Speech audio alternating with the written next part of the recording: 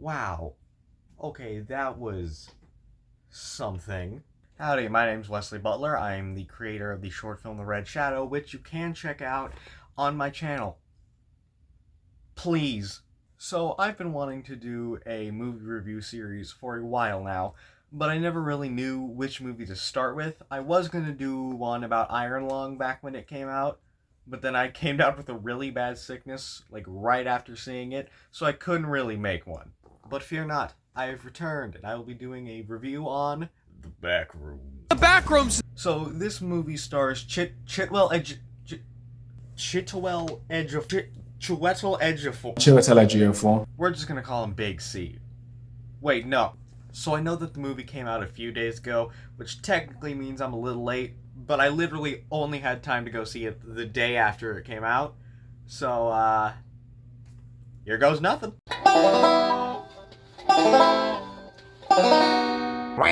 So, The Backrooms is a new A24 movie based off of the internet sensation by the same name. And if you aren't familiar with the concept, basically what it is that these back rooms are just an encampment upon never-ending miles upon miles of rooms that kind of just mirror things you'd see in reality. But there's something very wrong about it. You kind of just stumble into there. I mean, in the original video, the dude just sort of falls through the floor and ends up there. Yeah.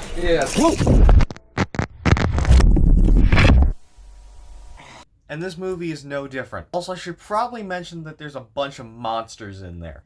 Anyway, this movie was freaky, and I'm going to be doing a quick non-spoiler review, and then a very big spoiler review. So there's going to be timestamps so that you can kind of skip around at your leisure. This movie is definitely a watch if you're a fan of surrealist horror, thinking things like Lost Highway, Jacob's Ladder, or really anything Lovecraftian. It is no different, and you don't need to know anything about the internet lore to actually watch this movie. So if you're worried that this movie's going to be too bloody or gory, I would say that the worst of it comes towards the end of the movie, which I am going to cover in the spoiler review.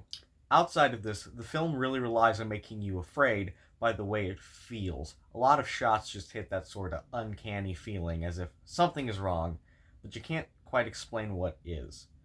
There's one scene in particular where Big C is talking to this maintenance guy, and the way they angled the scene just felt so unnatural in a way. On top of that, a lot of the set design really taps into that subliminal feel. Bright colors that feel out of place, big open spaces, and a very strong sense of something is wrong. So there are jump scares in the movie. Actually, the first jump scare of the movie made me and my friends jump in our seats in perfect unison. It was like watching the wave at a football game. There also is a distinct lack of music, minus a few scenes. But even in those scenes, it's really quiet and it feels more environmental.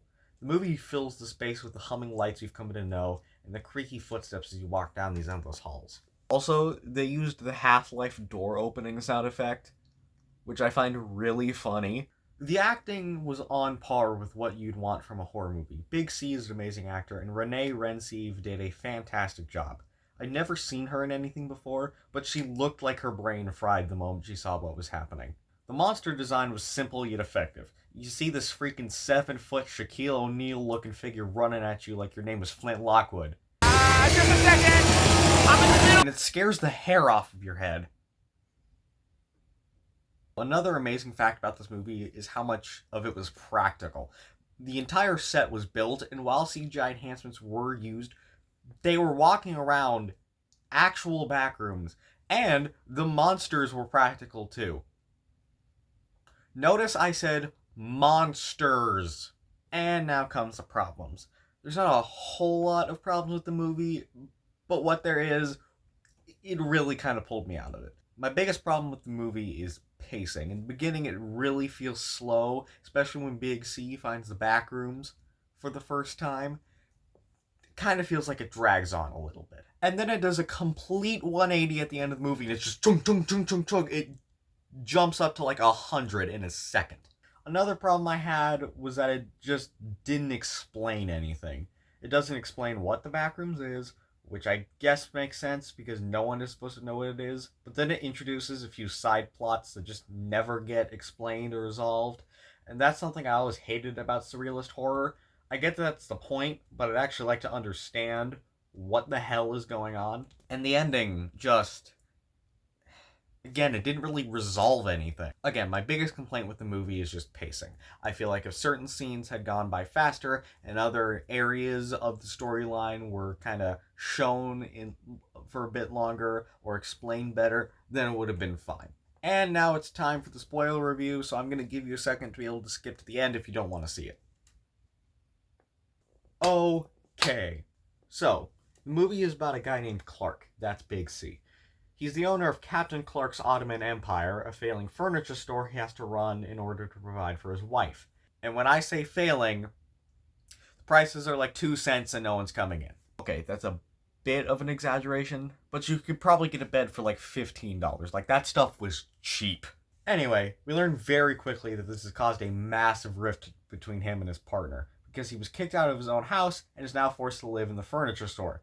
We learn this because Clark attends therapy sessions led by Mary, who is a published psychotherapy author. Mary talks a lot about your inner mind and consciousness being a room full of memories that keeps growing, and in a survival response we can often put up walls to protect ourselves. Sound familiar?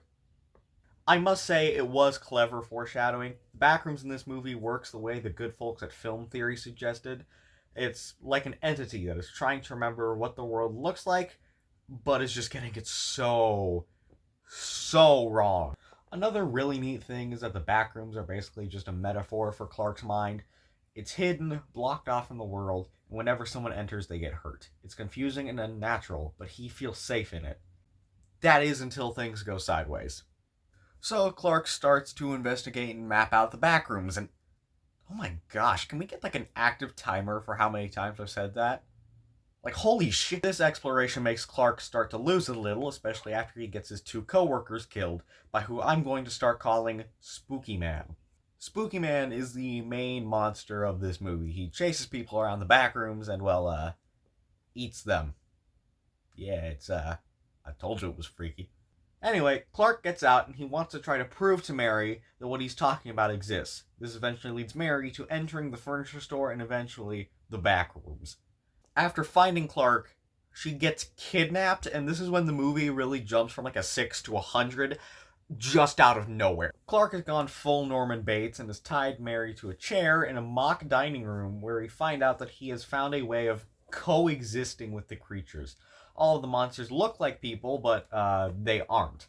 One dude is this chubby guy with like 6 eyes and a bunch of noses layered over themselves. Again, it was like someone was trying and failing to remember someone. And this is when the movie just turns into a freak fest. Clark takes a piece out of Big Boy's stomach, revealing this like gelatinous inner, which he claims you can eat, but I wouldn't trust it.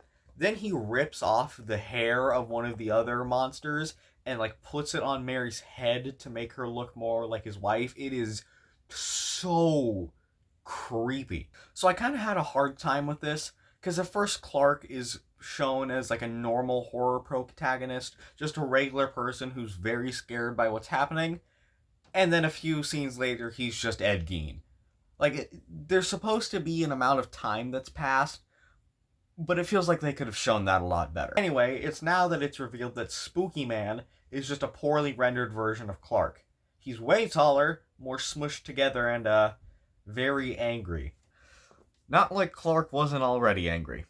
So Spooky Man eats Clark and then starts chasing Mary through the backrooms until she's able to get away from it by smacking the hell out of it with a piece of concrete she's been carrying. Oh yeah, she has like this whole backstory that doesn't get explained very well. It's like her mother was a nutcase and that traumatized her, but there's a point in her life where she wasn't crazy, and there's like a scene at the beginning of the movie where they press their hands down into concrete to leave the prints, and Mary goes back and like picks up like the piece of concrete from when she was a kid. Really sweet scene, but again, doesn't really add much or explain much.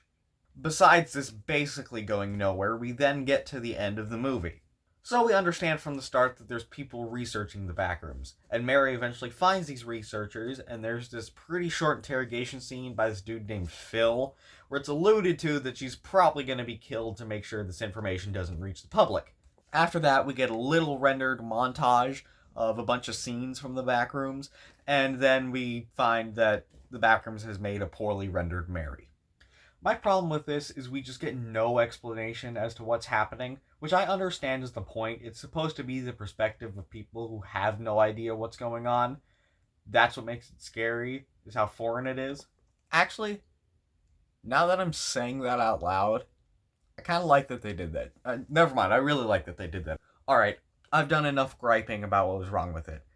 It actually was pretty dang good. I mean, it was genuinely scary, really freaky, and it checked off all the boxes that I had going in, which weren't a lot. The set design was amazing. The feeling of madness it gave with the shots and music were extremely well done, and the acting was very well considering how obscure of an idea this is. All in all, I'd probably give it about a 7.5 out of 10. If you're a fan of the internet lore, I would 100% go and see this, and even if you're just a horror fan in general, I'd say it's a pretty good watch. Alright, bye-bye. Go watch my short film, please.